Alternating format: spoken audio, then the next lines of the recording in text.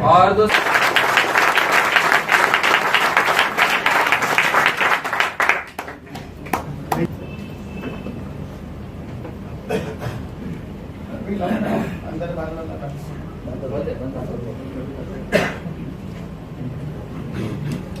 आप सभी का स्वामी डायरेक्ट में स्वागत है।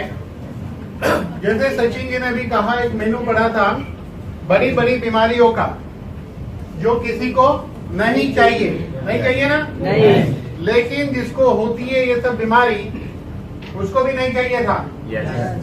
जिसको कैंसर हुआ चाहिए था क्या? नहीं। फिर भी हुआ ना? किडनी फेल हुई?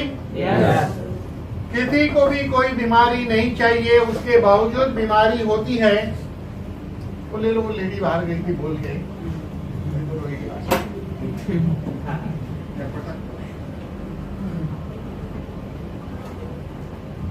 किसी को भी कोई बीमारी नहीं चाहिए, उसके बावजूद भी बीमारी होती है, क्योंकि बीमारी होने का एक साइंस है। ये बीमारी होने का साइंस ढूंढने के लिए लाखों डॉलर का खर्चा किया गया।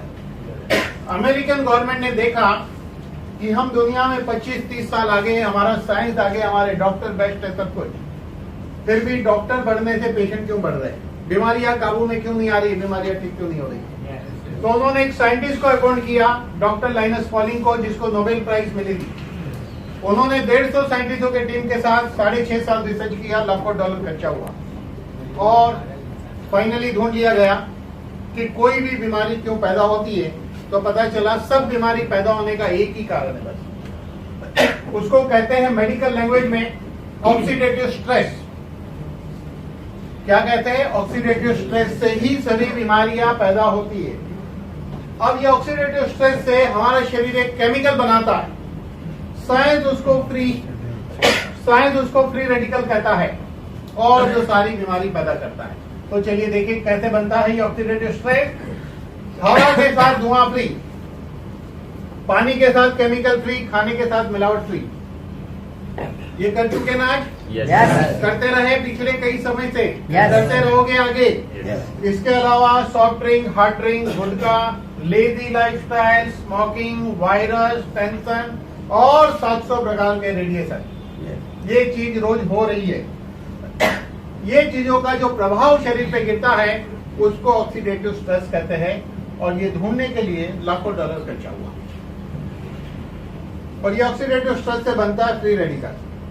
ये फ्री रेडिकल के पास इलेक्ट्रॉन की कमी रहती है, वो अपनी सर्किट को कंप्लीट करने इलेक्ट्रॉन ढूंढता है, पर वो इलेक्ट्रॉन लेने के लिए पैंक्रियास के सेल पे अटैक करके लगातार यहां से इलेक्ट्रॉन चुराएगा, और ये घटना कुछ सालों तक चलेगी। तो क्या होगा? डायबिटीज। तो डायबिटीज किसने पैदा किया? ऑक्सीडेटिव स्ट्रेस में। फ्री रेडिकल बना, इलेक्ट्रॉन यहां से चुराया। जैसे ही डायबिटीज हो गया, मरीज जाता है डॉक्टर के पास। डॉक्टर क्या करता है? शुगर को कंट्रोल करता है, लेकिन फ्री रेडिकल को नहीं, जिससे बीमारी हुई। ये कंट्रोल होने से रिपेयर नहीं होता है। क्लियर? इसलिए बीमारी होने का साइंस चल रहा है, कंट्रोल का साइंस भी चल रहा है। यही फ्री रेडिकल आर्टरी पे अटैक करेगा, यहां से इलेक्ट्रॉन चुराएगा। ब्लड प्रेशर, जैसे प्रेशर हुआ डॉक्टर के पास जाता है, डॉक्टर प्रेशर को कंट्रोल करता है, प्रेशर की गोली फ्री रेडिकल को कंट्रोल नहीं करती है। ये डैमेज जारी है, हो रहा है, आगे होते रहेगा। थायराइड, गले के थायराइड के सेंसर फ्री रेडिकल ने इलेक्ट्रॉन लिया, टीएसएच बढ़ जाएगा, जिंदगी भर गोली खाता है टॉक्सिन थायरोनोन, इसके लिए यह अटैक जारी है। देखिए टीएसएच की गोली ब्लड प्रेशर वाले को चलेगी नहीं, ब्लड प्रेशर वाले की डायबिटीज को चलेगी नहीं, लेकिन तीनों का कारण तो एक ही है। तीनों का कारण एक ही है, फ्री रेडिकल। यही फ्री रेडिकल जब हमारे जोड़ों पे अटैक करके वहां से इलेक्ट्रॉन लेता है, आर्थराइटिस, पेन किलर, फिजियोथेरेपी में रिप्लेसमेंट। यही कोलेस्ट्रॉल पे अटैक करके इलेक्ट्रॉन चुराता है तो ब्लॉकेज, फिर बाईपास करना पड़ता है, नया रास्ता पैर या हाथ की आर्टरी से। लेकिन फ्री रेडिकल अटैक कोलेस्ट्रॉल पे जारी है, दोबारा ब्लॉकेज होगा। ये फ्री रेडिकल किडनी सेल से इलेक्ट्रॉन चुरा चुरा के सारे किडनी सेल को खराब कर देता है, फिर किडनी है ही नहीं, खत्म। किडनी के सेल कन्वर्ट हो गए फाइब्रोसिस में। अब जिंदगी भर डायलिसिस करो, कोई उपाय नहीं। जिंदगी भर हार्ट प्रॉब्लम, जिंदगी भर जॉइंट, जिंदगी भर टीएसए, जिंदगी भर हाई बीपी, जिंदगी भर डायबिटीज। ये जिंदगी भर वाला इलाज पहले ढूंढ लिया गया था, लेकिन जिस रिसर्च की बात कर रहा हूं बाद में हुई है, जो आपको बताई जा रही है। यही फ्री रेडिकल डीएनए से इलेक्ट्रॉन लेगा, कैंसर। ये एग्जाम्पल थे, यहां पर सिर्फ इतना ही समझना है हमें। फ्री रेडिकल हमारी समस्या है। फ्री रेडिकल बॉडी के जिस हिस्से के तहत अटैक करेगा और उसकी वजह से वहां जो प्रॉब्लम होगा, उस प्रॉब्लम को नहीं, उसके लक्षण को बीमारी कहते हैं। साइंस प्रॉब्लम को ट्रीट करता है, लक्षण को ट्रीट करता है। क्लियर? यस। यही फ्री रेडिकल आंखों के तल पे अटैक करेगा तो आंख की बीमारी ब्रेन पे करेगा। ब्रेन की एग्जांपल दे, सबकी कहानी एक ही। तो एलोपैथी साइंस कंट्रोल का साइंस है, बीमारी होने का साइंस हमने देखा ऑक्सीडेटिव स्ट्रेस यानी फ्री रेडिकल। हमें चाहिए बीमारी नहीं होने का साइंस, जिसकी खोज हो चुकी है और जिसका नाम है मॉलिक्यूलर टेक्नोलॉजी।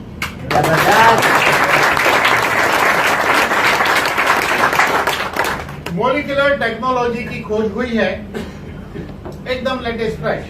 लेकिन प्रॉब्लम क्या है? प्रॉब्लम वही है, जब ट्रेन की खोज हुई कोई बैठता नहीं था, चलेगी कैसे? क्योंकि बैल नहीं है, घोड़ा नहीं है। फिर लोगों ने देखा चलती भी है तो बैठने लगे। सिलेंडर की खोज हुई, लोग लेते नहीं थे गैस सिलेंडर, अब मिलता नहीं है। तो नई खोज बेनिफिट लेना बहुत मुश्किल है। जिस साइंस को आज हम मानते हैं ना, एलोपैथी, हमारे पिताजी के पिताजी के पिताजी के पिताजी के पिताजी के पिताजी 300 साल पहले तब ये साइंस आया था। लेकिन आपको बताएं, आप अपने दादाजी को पूछिएगा, अगर है तो, जो 90 साल का आदमी, उसको पूछेगा, उनके जवानी में कोई अंग्रेजी दवाई नहीं खाता था, जबकि 300 साल से चल रही है। तो प्रॉब्लम यह है कि जमाने के साथ नई चीज का बेनिफिट कैसे लेना, ये जिसके समझ में आया वही जमाने का किंग माना जाता है। चाहे वो हेल्थ इंडस्ट्री हो, चाहे वो बिजनेस हो, चाहे कोई भी फील्ड हो, जो पहले एंटर किया वो किंग। चलिए अभी देखो आपको किंग बनना है, क्या बनना है। तो मॉलिक्यूलर टेक्नोलॉजी के 3 प्रिंसिपल है। पहला प्रिंसिपल, फ्री रेडिकल से बचो, जो हमारी समस्या है। 18 साल की उम्र के बाद हमारी फ्री रेडिकल के सामने लड़ने की क्षमता कम होती है, 40 के बाद और कम होती है। इसीलिए देखिए, जो इंसान 40 क्रॉस कर चुका है, 50 के करीब है, ऐसे 100 लोगों का इंटरव्यू लीजिए आपके पहचान वाले का, आपको सरप्राइज होगा, करीब करीब 97 लोग 100 में थे कोई ना कोई दवाई खा के अपना जीवन चला रहे। क्या यही जिंदगी है? और उसके बावजूद मजा थोड़ी आ रही है, डर डर के जी रहा है। 45 साल का आदमी बीपी की गोली खा रहा है, डर डर के जी रहा है। 2 दिन भूल गया तो डर है, पैरालाइज आ जाएगा तो, अटैक आ गया तो। कभी कभी 2 बार खा लेता है तो उसको लगता खा ही नहीं है। हाँ, तो ये सारी समस्या ऐसे डर वाला जीवन चाहिए नहीं। तो इसीलिए अगर हम चाहते हैं कि कोई बीमारी ना हो, तो 18 साल के बाद एक गोली खानी है बायो प्रोटेक्टर। 40 के बाद एक गोली 2 बार खानी है, तो हम फ्री रेडिकल से बच सकते हैं। जो फ्री रेडिकल से बचेंगे वो सभी बीमारी से बच सकते हैं, है ना? क्लियर? इसके अंदर टेट्रा हाइड्रोकुर्कुमिन नाम का मॉलिक्यूल है जो सभी फ्री रेडिकल को न्यूट्रलाइज कर सकता है। ये रिसर्च हो चुकी है, इसको कोई चैलेंज नहीं कर सकता। एमडी डॉक्टर, साइंटिस्ट को चैलेंज नहीं कर सकता। चलिए आगे, रूल नंबर 2। रूल नंबर 2 क्या है? मैग्नीशियम। पहला रूल हमारे शरीर के सेल्स को फ्री रेडिकल से बचाने वाला है, लेकिन दूसरा रूल हमारे सेल्स में काम करना चाहिए, काम करना चाहिए। ये किताब है, इसमें बताया है कि हमारे सेल्स के 300 से ज्यादा कार्य मैग्नीशियम चलाता है। सेल्स का काम, जो 300 से ज्यादा कार्य मैग्नीशियम चलाता है, वो नहीं होता है तो उसे बीमारी समझा जाता है। जैसे नींद नहीं आना, मैग्नीशियम की कमी है, लेकिन उसे नाम दिया गया है इंसोम्निया। इंसोम्निया नाम दिया गया है, नींद की अलग से गोली मिलती है। डिप्रेशन, मैग्नीशियम की कमी है, अलग से दवाई नहीं पड़ती है। कॉन्स्टिपेशन, मैग्नीशियम की कमी। एक इंसान रास्ते में अटैक आया, बच नहीं पाया, मैग्नीशियम की कमी थी। डॉक्टर कहते 15 मिनट पहले लाते तो बचा लेता, मैग्नीशियम की कमी। एक आदमी कंफ्यूज है, मैग्नीशियम की कमी। 300 से ज्यादा कार्य मैग्नीशियम करता है। जिसकी बोन डेंसिटी कम हो जाती है ना, ऑस्टियोपोरोसिस, मैग्नीशियम की वजह से। जो मैग्नीशियम कैल्शियम मेटाबॉलिज्म करता है। जितनी भी कैल्शियम खाइए, मैग्नीशियम नहीं मिलेगा तो कैल्शियम बेकार। रिसर्च हो गई है। तो 300 कार्य इसमें जिक्र किया गया इस किताब में। 12 साल के बाद एक गोली लेनी चाहिए, 25 के बाद एक गोली 2 बार। क्यों लेनी चाहिए? क्योंकि मैग्नीशियम हमारी बॉडी उत्पन्न नहीं करता है, बहुत कम खाने वाली चीजों में पाया जाता है। जो खाने वाली चीजों में पाया जाता है हम रोज नहीं खाते हैं, और खाते हैं तो क्वांटिटी में नहीं खाते, इसलिए रोज हमें मैग्नीशियम नहीं मिलता है। और रूल नंबर 3 ये है, पहला रूल फ्री रेडिकल से बचो, दूसरा रूल सेल्स में काम करना चाहिए, तीसरा रूल सेल्स को पोषक तत्व चाहिए। कितने चाहिए? 46 चाहिए। लेकिन हम खाते क्या है? Junk food, fast food, pizza, pav bhaji, burger. मजेदार है? मामा खाने का बड़ा, उसमें मामा किधर है? ये एक समस्या है कि नहीं? तो ना तो पिज्जा से खराब होती है, ना पाव भाजी से होती है। कल ही मैंने डोमिनोज का पिज्जा खाया। कल का डिनर ही पिज्जा था। पिज्जा एंड वो क्या, वो एक ब्रेड आता है ना उनका एक अलग, वो चीज के साथ खाया जाता है, वो खाएगा। हाँ, गार्लिक ब्रेड।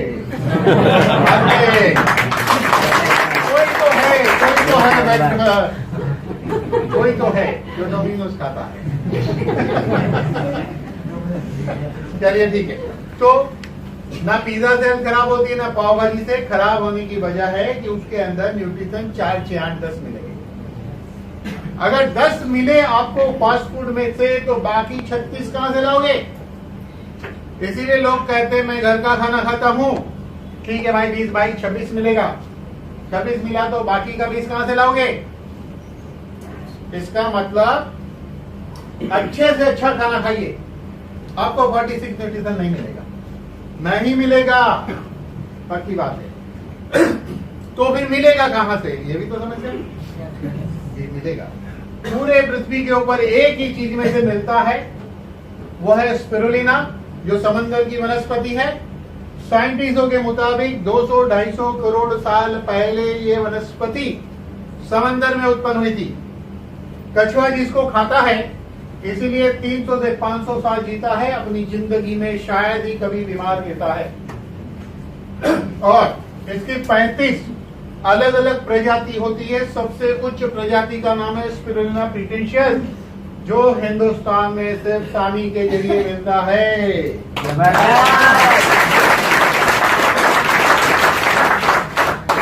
5 साल की उम्र के बाद बच्चे को क्या अच्छा लगता है? मैगी, कुरकुरे। खाने दोगे कि नहीं? कि जीने नहीं देना चाहते हो? नहीं जीने देने का बोलते। अरे जब उसको कितना रोकोगे? तो खाने की मिस्टेक करेक्ट कर लो भाई। कल हमने भी की थी, कल पिज्जा खाया, 2 स्पिरुलिना खाया, कल बच्चे ने भी खाया, मेरे उसका खाना वही था, तो हम बोला हम भी वही खाएंगे भाई। तो 5 साल के बाद आधी गोली, 10 साल के बच्चे को आधी 2 बार, 15 साल है तो 1-1 2 बार, 30 साल है तो 1-3 बार। अगर ये 3 रूल को इंसान अपने जीवन में उम्र के हिसाब से फॉलो करेगा, तो पूरी जिंदगी हेल्दी रह सकता है।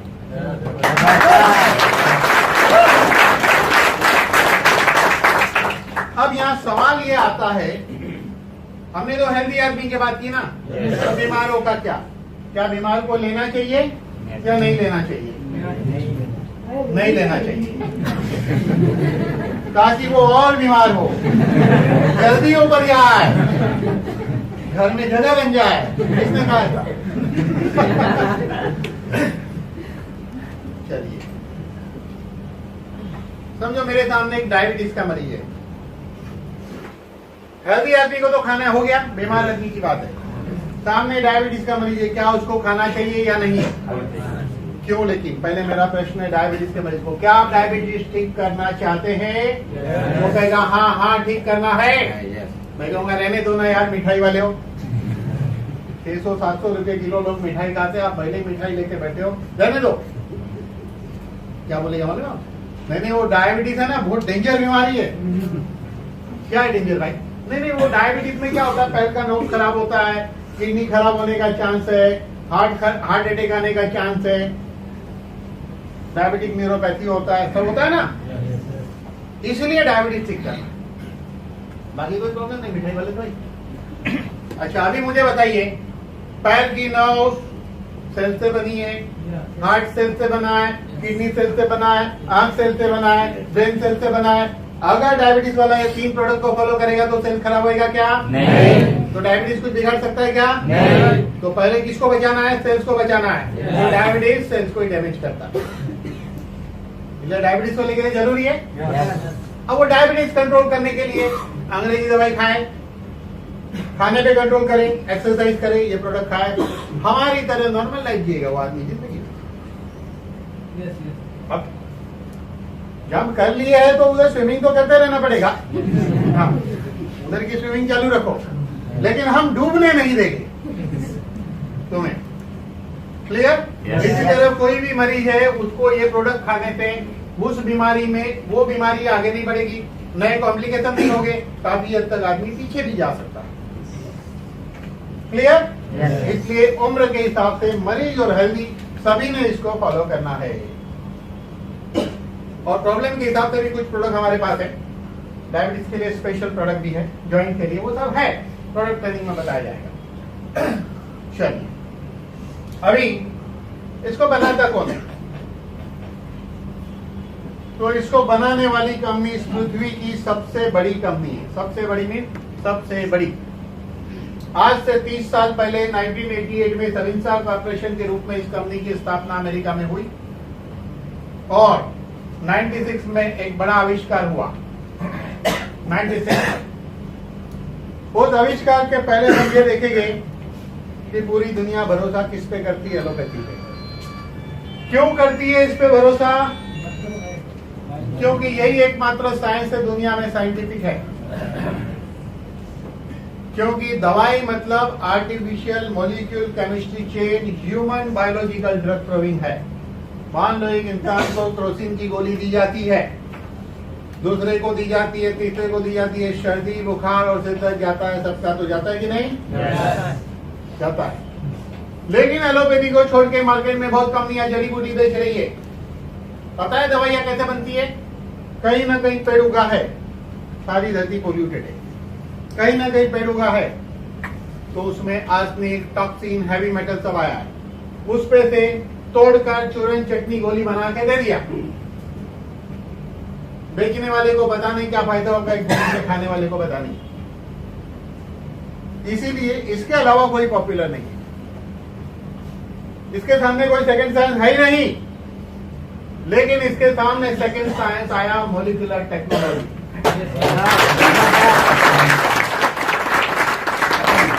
अब मैं कहूंगा ये दूसरा साइंस है, तीसरा है ही नहीं। पहला allopathy, controlling science, molecular technology, prevention science.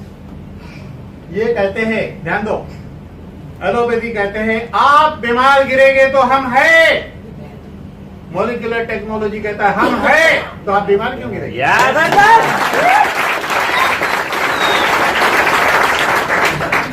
अंतर को समझ लो, नंतर काय होणार नाही।